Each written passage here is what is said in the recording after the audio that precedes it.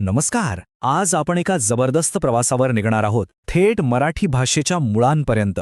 तब्बल 1500 वर्षांचा हा प्रवास आपल्याला दाखवून देईल की आपली लाडकी मराठी भाषा कशी घडली आणि ती आजच्या रूपापर्यंत कशी येऊन पोचली. तर सगळ्यात पहिला आणि महत्त्वाचा प्रश्न, आज आपण जी सहज मराठी बोलतो, लिहितो, वाचतो, तिचा उगम नेमका कुठे झाला? चला, आज या भाषेच्या उगमाचं कोडं सोप्या भाषेत उलगडून पाहूया. या प्रवासात आपण काय काय बघणार आहोत? सुरुवात करूया उगमाच्या कोड्यापासून, मग प्राकृत आणि अपभ्रंश भाषेचे टप्पे पार करत थेट शब्दांमधल्या जिवंत पुराव्यांपर्यंत आपण पोहोचणार आहोत. चला तर मग सुरुवात करूया आपल्या कथेच्या पहिल्या भागापासून. मराठीची सुरुवात नक्की कुठून झाली याबद्दल विद्वानांमध्ये काय मतं आहेत ते आधी जाणून घेऊया. बरं, मराठीच्या उगमाबद्दल ना 2 मोठे विचारप्रवाह आहेत. वी.का. राजवाड यांच्यासारख्या काही विद्वानांना वाटतं की मराठीची मुळं थेट वेदपूर्व काळात सापडतात. पण जॉर्ज ग्रियर्सन यांच्यासारख्या अभ्यासकांचं मत थोडं वेगळं आहे. ते म्हणतात की मराठीचा जन्म संस्कृतमधून नाही, तर संस्कृतच्या बरोबरीने बोलल्या जाणाऱ्या सामान्य लोकांच्या बोलींमधून झाला.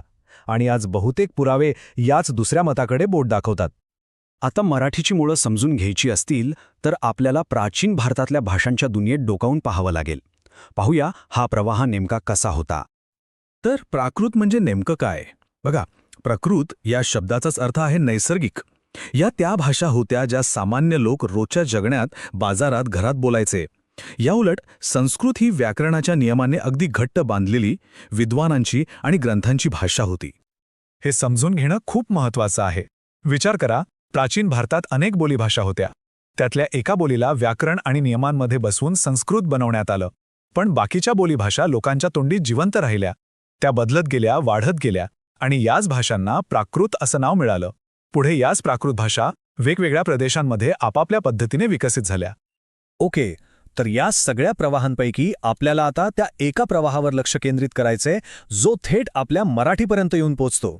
आणि तो प्रवाह म्हणजे महाराष्ट्री प्राकृत. ही महाराष्ट्री प्राकृत नेमकी कुठे बोलली जायची? तर इतर प्राकृत भाषांच्या दक्षिणेकडे, म्हणजे दख्खनच्या पठारावर. आजचा जो आपला विदर्भ आणि मराठवाड्याचा भाग आहे, तोच या भाषेचा जन्मप्रदेश. म्हणूनच हिला मराठीची थेट पूर्वज मानलं जातं. आणि गंमत म्हणजे यासाठी आपल्याकडे फक्त अंदाज नाही आहेत, तर ठोस साहित्यिक पुरावे आहेत. अगदी पहिल्या शतकातल्या सप्तशती या काव्यसंग्रहापासून ते 9व्या शतकातल्या कर्पूरमंजरी नाटकापर्यंत अनेक महत्त्वाचे ग्रंथ महाराष्ट्री प्राकृतमध्ये लिहिले गेले होते. यावरून हे स्पष्ट होतं की ही फक्त एक बोली नव्हती, तर एक समृद्ध साहित्यिक भाषा होती. भाषा कधीच एका जागी थांबत नाही, नाही का? ती सतत बदलत असते.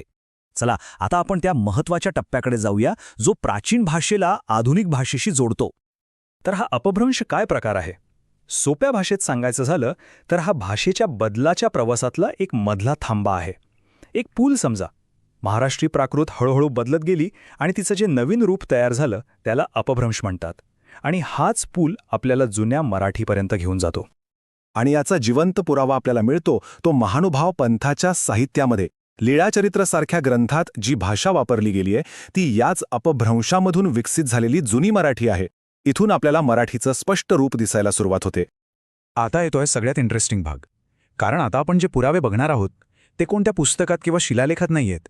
ते आपल्या रोजच्या बोलण्यातल्या शब्दांमध्येच लपलेले आहेत. इथे बघा किती सहज बदल झालाय. संस्कृतमधला हस्त शब्द महाराष्ट्रीमध्ये हत्थ झाला, सप्त झाला सत्त. शब्दांच्या उच्चारात झालेला हा बदल म्हणजे भाषेच्या विकासाची पहिली पायरीच होती. आणि आता बघा हा पूर्ण प्रवास. हे बघा, संस्कृत कार्यचं झालं कज्ज आणि त्यातूनच पुढे आलं काज, किंवा भगिनीपासून बहिणी आणि मग आजची आपली बहीण. ही शब्दांची अखंड साखळीच मराठीच्या उगमाचा सगळ्यात मोठा आणि जिवंत पुरावा आहे. सगळं काही आपल्या डोळ्यासमोर स्पष्ट होतंय. पण गंमत इथेच संपत नाही. मराठी म्हणजे फक्त संस्कृत किंवा प्राकृतमधून आलेले शब्द नाहीत. पोट, चिखल, लाडू असे कितीतरी शब्द आहेत जे अस्सल देशी आहेत, म्हणजे ते या मातीतलेच आहेत. हे शब्द दाखवून देतात की मराठीचा स्वतःचा एक स्वतंत्र आणि अस्सल खजिना आहे. चला तर आता या सगळ्या प्रवासाकडे एकदा मागे वळून पाहूया आणि या दीर्घ अखंड परंपरेचं महत्त्व नीट समजावून घेऊया. 1500 वर्षांपेक्षा जास्त. विचार करा, हा आकडाच आपल्याला सांगतो की मराठी ही काही अचानक उगवलेली भाषा नाही, तर तिला एक मोठा अखंड आणि जिवंत असा इतिहास आहे. आणि या संपूर्ण प्रवासाचं सार आपल्याला ल.रा. पांगारकरांच्या एका वाक्यात मिळतं. ते म्हणतात, महाराष्ट्री, अपभ्रंश आणि मराठी या 3 वेगळ्या भाषा नाहीतच, तर एकाच नदीची ही 3 वेगवेगळी रूपं आहेत जी काळानुसार बदलत गेली. हाच या संपूर्ण कथेचा सर्वात महत्त्वाचा निष्कर्ष आहे.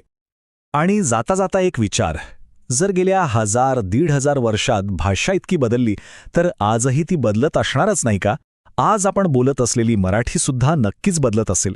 मग विचार करा, भविष्यात आपल्या मराठीचं रूप कसं असेल? खरंच विचार करण्यासारखा प्रश्न आहे.